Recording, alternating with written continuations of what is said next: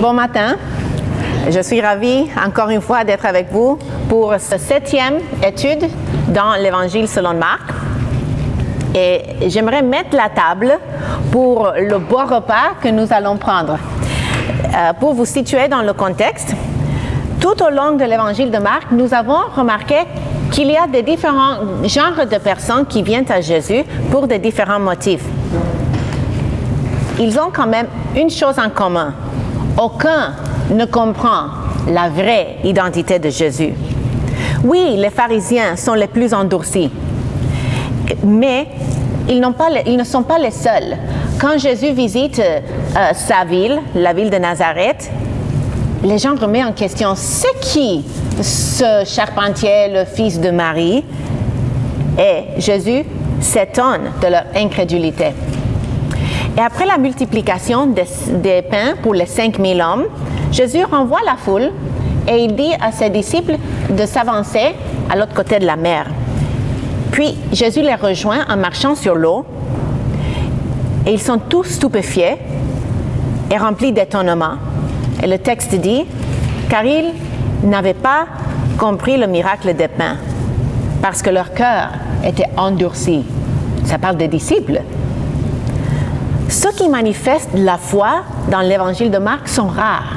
Nous avons vu dans le chapitre 2 le paralytique et ses 4 amis. Et Jésus leur donne la guérison qu'ils sont allés chercher à cause de la foi. Nous le voyons de la femme avec la perte de sang qui trouve la guérison aussi à cause de sa foi. Et en chapitre 7, versets 24 à 30, il y a l'histoire d'une femme païenne, syrophénicienne, qui supplie pour la vie de sa fille possédée, et Jésus accorde sa prière à cause de sa foi. Le passage immédiatement avant le nôtre, c'est l'exemple de la 2e multiplication des pains. Jésus, après cela, dit aux disciples, « Gardez-vous du levain des pharisiens ». Ils pensent que Jésus parle du levain au sens littéral, parce qu'ils avaient oublié le pain quand ils étaient partis dans la barque. Jésus leur répond, « Pourquoi raisonnez-vous sur ce que vous n'avez pas de pain? Êtes-vous encore sans intelligence? Et ne comprenez-vous pas? Avez-vous le cœur endurci? Ayant des yeux, ne voyez-vous pas? Ayant des oreilles, n'entendez-vous pas? Et n'avez-vous point de mémoire? » Jésus appelle ses disciples un gang d'aveugles. Et nous allons voir comment ceci est relevant à notre passage de ce matin. Avant de le lire, j'aimerais vous donner ou répéter un principe que nous avons déjà touché par rapport à l'étude de la Bible. Quand nous lisons la Bible, c'est important de comprendre que les passages sont divisés selon des sections narratives, surtout dans les évangiles, et que les éditeurs de la Bible qui ont mis les chapitres et les versets n'étaient pas inspirés de Dieu. Et ils nous aident à trouver les versets. Si on n'avait pas cet outil, ça serait difficile de trouver les versets. Mais des fois, ils peuvent nous dérouter parce que des fois, leur division nous donne l'impression que chaque histoire est séparée l'une de l'autre. Et on peut perdre le fil conducteur à travers les histoires et la connexion l'une entre l'autre. Et des fois, si les divisions sont vraiment différentes de ce que le passage, la division du passage, on peut louper peut-être une partie de ce passage. Et on va voir ceci dans notre passage. On a dit qu'environ il y a environ 200 ans, la tombe du grand conquérant Charlemagne a été ouverte. La vue que les ouvriers ont vue était surprenante. Le corps était assis, vêtu des vêtements royaux les plus élaborés, avec un sceptre dans la main osseuse. Sur son genou reposaient les Saintes Écritures. D'un doigt froid et sans vie poignant vers Marc 8, 36. Et que sert-il à un homme de gagner tout le monde et perdre son âme? J'ai intitulé ce message « Comment ne pas perdre son âme ?» Lisez avec moi à partir du verset 22. Ils se rendirent à Bethsaïda et on amena vers Jésus un aveugle qu'on le pria de toucher. Il prit l'aveugle par la main et le conduisit hors du village. Puis il lui mit de la salive sur les yeux et lui imposa les mains et lui demanda s'il voyait quelque chose. Il regarda et dit, « J'aperçois les hommes, mais j'en vois comme des arbres qui marchent. » Jésus lui mit de nouveau les mains sur les yeux. Et quand l'aveugle regarda fixement, il fut guéri et vit tout distinctement. Alors Jésus le renvoya dans sa maison en disant, « N'entre pas au village. » Marc 8, à partir du verset 22. Mettez-vous à la place de cet aveugle. Est-ce que vous avez jamais rencontré un aveugle? Au Sénégal, on les voyait souvent dans les coins des rues en train de mendier et souvent, ils étaient accompagnés par un jeune, un enfant, qui les guidait de la main pour éviter qu'ils soient écrasés par une voiture. Ils vivaient une situation précaire et c'est la même chose avec celui de notre récit. Les proches de cet aveugle espéraient quelque chose de meilleur pour lui, pour son avenir, quand il l'amène à Jésus. Et qu'est-ce que Jésus fait? Il prend l'aveugle par la main, il le conduit hors du village. Nous avons déjà vu dans nos études précédentes que Jésus cherche la discrétion parce qu'il ne veut pas encore révéler son identité. Mais deuxièmement, à mon sens, il le prend par la main parce qu'il veut être seul avec lui, loin de la foule. Il veut qu'il puisse avoir une connexion, une intimité avec cet homme aux marges de la société. Et puis, qu'est-ce que Jésus fait? Il fait quelque chose que dans l'Occident, on dirait c'est un peu dégueulasse. Il prend la salive et il lui met ça sur les yeux. Est-ce que votre médecin de famille a jamais mis la salive sur vous? Ça se fait pas en Occident. Ou bien, quand mes filles ont un boubou, des fois je me lèche le doigt et je frotte pour les soulager et je leur dis ça va aller. C'est un acte d'amour de la part d'une maman de faire ceci. Et c'est un acte d'amour de la part de Jésus aussi.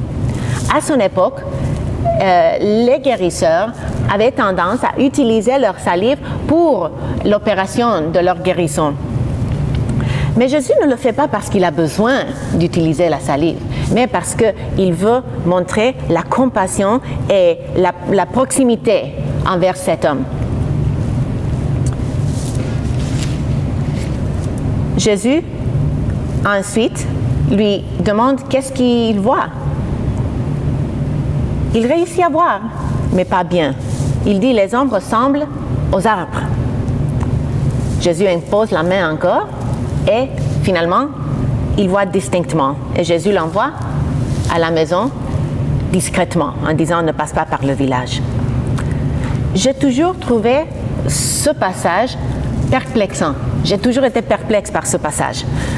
J'ai entendu une fois un pasteur prêcher sur ce passage en disant, quand tu pries pour la guérison de quelqu'un, c'est correct s'il n'est pas complètement guéri la première fois parce que même Jésus n'a pas accompli une guérison immédiatement une fois. Mais est-ce que vous pensez que Marc, qui est le seul évangéliste qui nous raconte ce récit, voulait que la leçon principale pour nous soit que nous pouvons guérir progressivement parce que Jésus a guéri progressivement? Pas du tout. Dans son contexte, ce récit nous aide à comprendre le reste de notre passage que nous allons découvrir.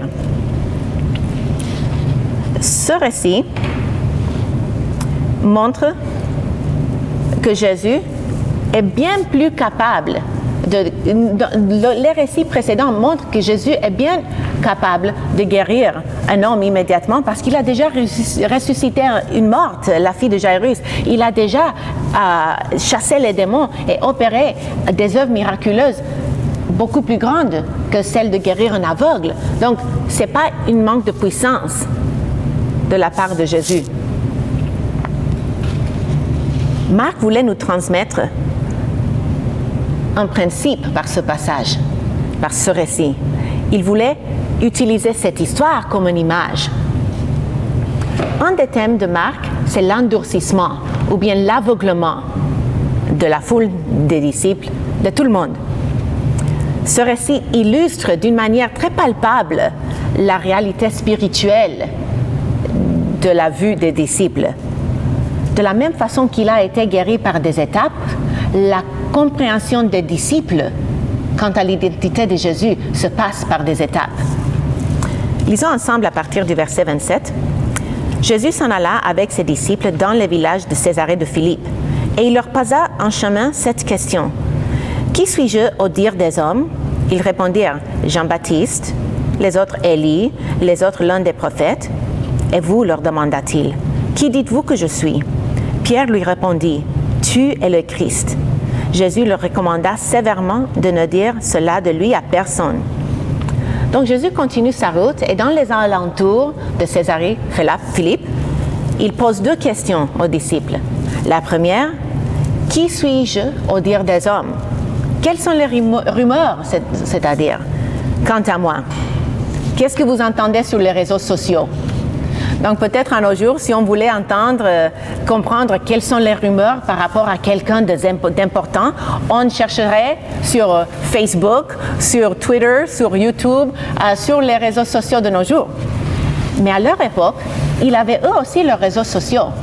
Peut-être les femmes, tôt le matin, allaient puiser de l'eau et elles se réunissaient pour jaser, pour partager la dernière nouvelle de l'accouchement d'une sœur, du décès d'une tante, et elles partageaient les rumeurs.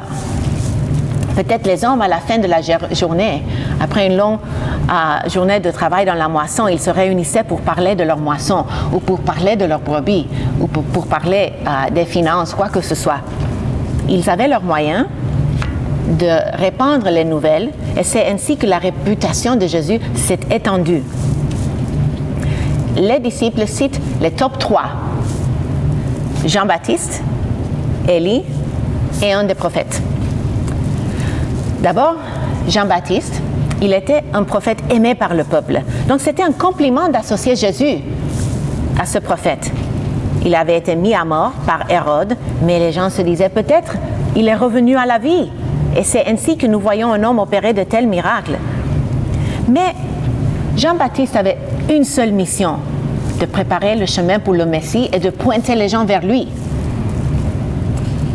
D'identifier Jésus avec Jean-Baptiste et de le sous-estimer, car Jésus est bien plus grand que Jean-Baptiste. Deuxièmement, nous voyons Élie. Associer Élie avec Jésus aussi, c'était un compliment pour Jésus, car il était un des prophètes de l'Ancien Testament, un des peu qui avait accompli des grands miracles.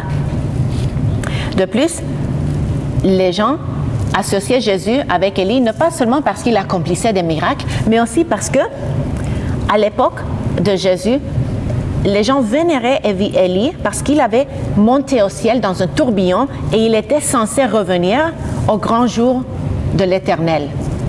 Donc, cette figure importante de l'histoire de la rédemption était quelqu'un qui Jésus était honoré d'être estimé comme lui. Mais c'est aussi de le sous-estimer parce que Jésus est infiniment plus grand qu'Élie. Finalement, un des prophètes. C'est un terme générique qui se réfère à la possible réémergence de n'importe quel des grands prophètes de l'Ancien Testament. Et c'est une sous-estimation parce que Jésus est même infiniment plus grand que tous ces prophètes. Ensuite, sa deuxième question est bien plus poignante. Et vous, qui dites-vous que je suis? Après avoir donné le résumé de l'opinion populaire, Jésus veut savoir qu'est-ce que ses plus proches pensent de lui. Pierre répond que tu es le Christ. Jusqu'à présent, la seule fois que nous avons vu que Jésus est identifié comme le Messie, c'est en Marc 1, verset 1. Le commencement de l'évangile de Jésus-Christ, Fils de Dieu. Jésus a voulu garder son identité secrète et même quand il opérait des miracles, il essayait de le faire discrètement, mais l'heure arrive maintenant pour commencer à dévoiler son identité à ses disciples. Pas à la foule et pas aux scribes. Ce moment est réservé aux disciples et c'est le point tournant de tout l'évangile.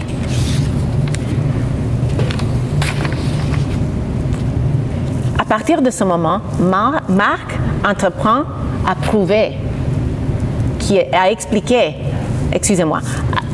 chapitre 1, verset 1 dit que Jésus est le Christ. Et de verset 1 jusqu'à notre passage d'aujourd'hui, il entreprend de prouver que Jésus est le Christ à travers ses miracles, à travers l'autorité qu'il exerce. Donc, nous avons vu qu'en Marc, il n'y a pas beaucoup de discours de la part de Jésus. Jésus enseigne son identité à ses disciples à travers ses actes qui démontrent qu'il est le Messie. Mais à partir de notre passage, dans l'Évangile, les suivants passages seront comme objectif, Jésus aura comme objectif d'aider les disciples à comprendre qu'est-ce qui signifie être le Messie. Le mot Messie, c'est en hébreu et c'est le Christ en grec et c'est le mot oint. C'est le mot qui était utilisé dans l'Ancien Testament pour décrire l'huile qui était mise sur la tête des rois et des sacerdotes, des sacrificateurs, afin qu'ils conduisent le peuple de Dieu. À l'époque de Jésus, ce terme avait évolué et les gens vivaient sous la domination des Romains. Donc, quand ils pensaient à leur roi oint qui devait venir, ils pensaient à un roi militaire comme David qui allait enlever la tête de leur Goliath et leur libérer de l'oppression. Et les disciples avaient cette pensée aussi. Ils étaient influencés par la culture de leur jour. Et de plus, comme ils étaient du côté de Jésus, ils pensaient que Jésus allait les libérer des Romains et que eux, ils allaient être sur l'équipe gagnante. Et quoi de eux? Quand Jésus allait régner, bien évidemment, ils se disaient qu'eux, ils allaient régner avec lui. Ils attendaient la gloire et la libération ici sur terre. Ils n'avaient rien compris. Verset 31 continue. Alors il commença à leur apprendre qu'il fallait que le Fils de l'homme souffre beaucoup, qu'il soit rejeté par les anciens, par les principaux sacrificateurs et par les scribes, qu'il soit mis à mort et qu'il ressuscite 3 jours après. Il leur disait ces choses ouvertement. Et Pierre, l'ayant pris à part, se mit à le reprendre. Mais Jésus, se retournant et regardant ses disciples, réprimanda Pierre et dit, « Arrière de moi, Satan, car tu ne conçois pas les choses de Dieu, tu n'as que des pensées humaines. » Jésus parle de sa souffrance à venir. Et dès que Pierre vient de déclarer que Jésus est le Christ, et Jésus tout de suite commence à expliquer, « Oui, tu as compris que je suis le Messie. Laisse-moi t'expliquer qu'est-ce que cela veut dire. » Mais malgré l'opposition que Jésus à laquelle il a fait face de la part des leaders juifs, les disciples ne peuvent pas s'imaginer jusqu'à quel point ils vont faire du mal à Jésus pour s'en débarrasser de lui. Quand Jésus essaie de préparer ses disciples pour sa mort imminente, Pierre le reprend. Voici un message d'intérêt public. Il vaut mieux ne jamais reprendre Jésus. Il sait mieux que nous. Et c'est une réponse sévère, mais nécessaire, parce que le chemin de la croix est la volonté du Père. Et quiconque essaye d'empêcher Jésus de suivre et obéir la voie du Père entreprend l'œuvre de Satan. Cet entretien jusqu'ici est un entretien privé avec les 12. Mais le verset 34 continue, « Ayant appelé la foule avec ses disciples, il leur dit, « Si quelqu'un veut venir après moi, qu'il renonce à lui-même, qu'il se charge de sa croix et qu'il me suive.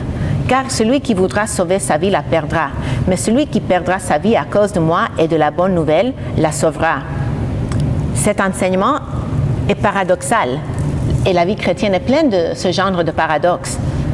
Tu veux vivre? Tu dois mourir. Tu veux être sauvé, tu dois porter la croix, ou bien la chaise électrique, ou le peloton d'exécution dans nos jours. Tu veux un Dieu vainqueur, il faut le suivre au calvaire. Nous sommes bientôt à Vendredi Saint, jour d'angoisse, jour de tristesse, de perte. Mais dimanche s'en vient, mes sœurs. Alléluia, jour de gloire et de victoire. Mais les disciples ne sont pas prêts pour ce mystère. Par ces paroles, Jésus prévient ses disciples du coût de rejeter l'Évangile. Ils essayent de sauver sa peau, ils termineront en perdant non pas seulement sa peau, mais aussi leur âme en enfer. Mais qui perdra sa vie pour Christ recevra ce qui compte, la vie éternelle. Verset 36. Et que sert-il à un homme de gagner tout le monde s'il perd son âme? Que donnerait un homme en échange de son âme? L'être humain court après toutes sortes de choses de ce monde. Les plaisirs, la renommée, le succès, le pouvoir, la richesse, à sa perte. On se convainc que ceci nous apportera de la joie, mais c'est faux. L'homme qui ne trouve pas sa satisfaction en Dieu ne trouvera jamais le vrai bonheur dans toutes ces choses que je viens de nommer. Verset 38. « Car quiconque aura honte de moi et de mes paroles au milieu de cette génération adultère et pécheresse, le Fils de l'homme aura honte de lui quand il reviendra dans la gloire de son Père avec les saints anges. » Jésus revient à l'avertissement de tantôt, mais avec plus de force. Ça fait peur, non? Avoir honte de lui et de ses paroles. Est-ce que ceci est un péché impardonnable?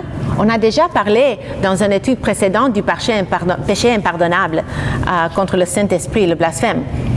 Si dans un moment de faiblesse, un chrétien sous pression, en danger, nie le Seigneur Jésus une fois, est-ce que ceci est un péché impardonnable? Ce que je trouve intéressant, c'est que Marc est celui qui a donné le témoignage oculaire de Pierre, l'apôtre qui a renié notre Seigneur. Donc, à mon sens, renier Jésus une fois sous pression n'est pas de quoi Jésus parle, mais plutôt de faire une confession de foi et après reculer et se dire le prix est trop haut. La croix est trop lourde. La renonciation à soi-même, c'est trop difficile. Et puis, par la suite, dire « je ne veux plus de ce Jésus ». Jésus nous appelle à le suivre, coûte ce que ça coûte. Et quand j'étais au Sénégal, j'ai rencontré des gens qui ont eu de la peine à suivre Jésus jusqu'au bout. Ceux qui venaient de Jésus d'un arrière-plan musulman avaient beaucoup à perdre quand ils venaient à Jésus. Oui, le Sénégal est un pays laïque avec la liberté de religion, mais les liens familiaux et religieux sont forts. Donc, les chrétiens qui venaient à Jésus d'un arrière-plan musulman n'allaient pas être crucifiés pour leur foi, mais ils risquaient de perdre leur emploi, de perdre leur logement, de perdre leur famille et leurs amis et tout ce qui était le plus cher pour eux. Donc le prix de devenir chrétien pour eux était cher. Et j'ai connu plein de personnes qui, avec le temps, sont retournées à l'islam. Est-ce que nous sommes prêts à faire face à la persécution? Je sais que dans notre culture, nous ne faisons pas face à la même persécution de ses disciples ou bien des gens au Sénégal. Nous devons comprendre que le premier destinataire de Marc était à Rome et il faisait face à la persécution de Néron. Néron avait brûlé la ville pour la reconstruire à sa propre gloire et ensuite les gens s'étaient rendus compte que c'était lui. Donc quand Néron a cherché une bouc expiatoire, il l'a trouvé dans les chrétiens. Et la persécution était tellement intense que les chrétiens commençaient à se demander, est-ce que Dieu nous a abandonnés? Et par l'évangile de Marc et par ce passage en particulier, Jésus les encourage. Il ne les a pas abandonnés. Il suit les traces du Maître quand il souffre, comme lui, il a souffert. La Bible dit en 2 Timothée 3,12 « Or tous ceux qui veulent vivre pieusement en Jésus-Christ seront persécutés. » Aujourd'hui dans le monde, il y a plus de persécutions que dans n'importe quelle époque de l'histoire. Mais pourquoi nous, en Occident, nous ne vivons pas de la persécution? Est-ce que c'est possible que c'est parce que nous ne proclamons pas l'Évangile tellement souvent, nous n'avons pas la même intensité, la même passion. Parce que si nous osons proclamer l'Évangile, nous allons faire face à l'opposition. Nous allons faire des ennemis ou bien des gens qui ne nous aiment pas parce que l'Évangile est une offense dans ce monde. Notre génération en Occident, nous n'allons pas être crucifiés ici, mais nous risquons pas peut-être de perdre notre emploi dans cette génération, mais peut-être la génération à venir va faire face à plus de persécutions et encore plus la prochaine parce que nous voyons comment la société occidentale se tourne plus contre les chrétiens. Préparons nos enfants à faire face à cette persécution. Jim Elliot, un missionnaire qui a été martyrisé, a dit « Il n'est pas fou celui qui renonce à ce qu'il ne peut pas perdre, à ce qu'il ne peut pas garder pour obtenir ce qu'il ne peut pas perdre. Il n'est pas fou celui qui renonce à ce qu'il ne peut pas garder pour obtenir ce qu'il ne peut pas perdre. » Je voulais souligner un détail en verset 38, quand il reviendra dans la gloire de son Père avec ses saints anges. Jésus indique dans notre passage qu'il sera mis à mort et ressuscitera, en verset 31, et puis en 38 qu'il reviendra. Le retour du Seigneur dans sa gloire devrait motiver le chrétien à vivre pour lui chaque jour. Oui, nous n'allons pas payer avec notre vie comme les chrétiens en Corée du Nord ou en Afghanistan, mais est-ce que nous sommes prêts à payer en vivant pour lui chaque jour? Mon souhait, c'est que quand il reviendra, il me trouve fidèle, il me trouve à l'œuvre dans son royaume et ne pas en train de bâtir le mien. Et c'est ma prière pour vous aussi. Finalement, Marc 9, verset 1, qui, même si c'est dans le chapitre suivant, fait partie de notre passage, comme je disais dans l'introduction, il leur dit encore, « Je vous le dis en vérité, quelques-uns de ceux qui sont ici ne mourront point, qu'ils n'aient vu le royaume de Dieu venir avec puissance. » Ce verset est la conclusion à notre passage, ainsi que l'introduction du passage suivant, la transfiguration. Quelques-uns qui sont présents avec Jésus ne mourront pas avant de voir le royaume de Dieu. Et quelle est la signification de cette phrase « royaume de Dieu » dans ce contexte? C'est voir Jésus dans sa gloire sur la montagne. C'est un avant-goût du royaume de Christ. C'est comme un gage du règne à venir qui durera au siècle des siècles. Et quel combustible ce sera pour alimenter le feu de la foi de ces trois disciples, Pierre, Jacques et Jean. C'est le même feu qui permettra à Pierre, le jour de sa mort, de dire « Je ne suis pas digne d'être crucifié comme mon maître, mettez-moi tête en bas ». Le message principal de ce passage est ceci. Le seul moyen de ne pas perdre ton âme est de porter ta croix et de suivre Jésus. Le seul moyen de ne pas perdre ton âme est de porter ta croix et suivre Jésus. Quelles sont les implications pour nous aujourd'hui? Premièrement, pensons à l'aveugle au début. Sommes-nous toujours partiellement aveugles quant à l'identité de Jésus? Les disciples de Jésus étaient influencés par la pensée du monde et de leur religion de l'époque. Ils voulaient un roi qui allait les libérer. Comment est-ce que nous avons été influencés par la pensée autour de nous quant à Jésus? Et des fois, ces pensées erronées ne viennent pas des païens, des non-croyants. Ils viennent des gens dans l'Église. Les fausses conceptions qui nous influencent peuvent venir de la culture populaire chrétienne. Attention à la culture populaire chrétienne, parce que d'elle sortent souvent les pires enseignements quant à Jésus. Elles sortent les faux enseignements, car les loups se déguisent et se cachent parmi nous pour nous tromper. Veillons sur nos cœurs. Entourons-nous de bons enseignements. Lisons des bons livres. Écoutons des bonnes émissions à la radio ou des balado-diffusions. Et surtout, saturons-nous de la parole de la vérité afin de ne pas être ballottés par tout vent de doctrine. Deuxièmement, ce texte nous invite à nous poser la même question que Jésus pose à ses disciples. Qui est Jésus pour toi? Le monde concède que Jésus était un homme sage, que ses paroles étaient remplies de sagesse. La culture populaire aime citer des versets du Nouveau Testament comme « Ne jugez point et vous ne serez pas point jugés » ou « Tout ce que vous voulez que les hommes fassent pour vous, faites-le de même pour eux ». Mais nous ne pouvons pas avoir Jésus comme prophète, comme sage, comme gourou. Soit il est Seigneur, soit il est menteur ou fou. Je dis menteur parce que s'il n'est pas Seigneur, il disait qu'il est Seigneur et il savait qu'il ne l'était pas.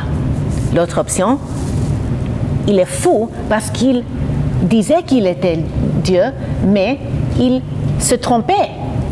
Il pensait vraiment qu'il était Dieu. Mais il n'y a pas une autre alternative. Soit il est Dieu, Seigneur, menteur ou fou. Nous ne pouvons pas avoir le beurre et l'argent du beurre. Peut-être tu es déjà convaincu que Jésus est Dieu. Je suis contente. Mais beaucoup dans l'Église pensent que nous pouvons accepter Jésus comme Seigneur, mais pas comme Sauveur. Ils pensent que nous pouvons accepter l'Évangile du pardon des péchés, mais ils oublient que l'Évangile est aussi une vie de sainteté, une nouvelle vie d'obéissance. Si un chrétien continue à vivre dans la débauche, dans l'immoralité, il démontre qu'ils n'ont rien compris. La Bible est claire. Soit Christ est Seigneur de tout, ou soit il n'est pas Seigneur du tout. Si tu fais face encore à ce genre de vie, je t'encourage à abandonner complètement ta vie à Jésus. Troisièmement, la croix n'est pas un breloque en or sur un collier. La croix est un instrument de torture. Et quand nous invitons les gens à suivre Jésus, nous ne devons pas oublier la croix. Parce que souvent, nous voulons que les gens acceptent Jésus, donc nous leur promettons que la vie va être facile, que les problèmes disparaîtront. Vous connaissez cette chanson? Il y a une chanson qui dit « Il n'existe point de Dieu comme toi, pas un seul. » Vous ne connaissez pas? Et à la fin, il dit « Et les problèmes disparaîtront. » Et ça, c'est faux. C'est faux. Les problèmes ne disparaissent pas quand on devient enfant de Dieu. Des fois, on a plus de problèmes. On fait face à plus d'opposition. Donc, quand nous prêchons l'Évangile aux gens, il faut que nous leur disions la vérité. La gloire les attend, mais il faut passer par la croix avant. Il faut passer par la souffrance avant. Et Jésus nous rend capables, nous donne la joie au milieu de la souffrance. Mais la souffrance, c'est une réalité. Le seul moyen de ne pas perdre ton âme est de prendre ta croix et suivre Jésus. Amen.